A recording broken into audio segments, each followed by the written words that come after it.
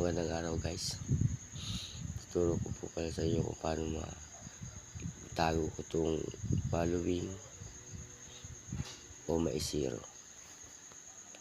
Guys, punta natin yung yan. Nakita nyo may bilog na yan. Gawin natin zero po yan.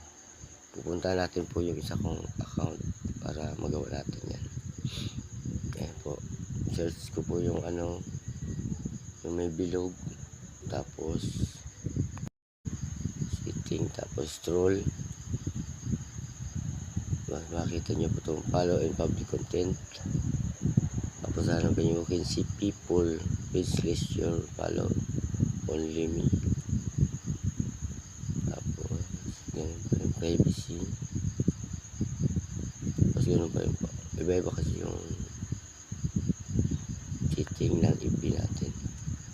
You can see people page and listen to your follow.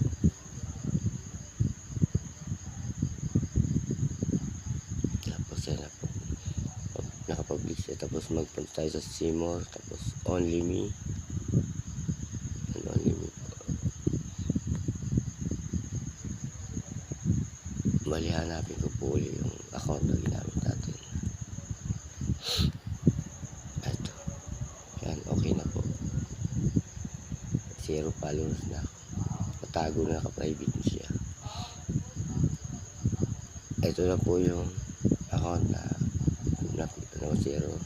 Hanapin natin yung ginamit kong account. Hanapin po natin yan. Yan, search natin. Search natin po. Yan, Renrina.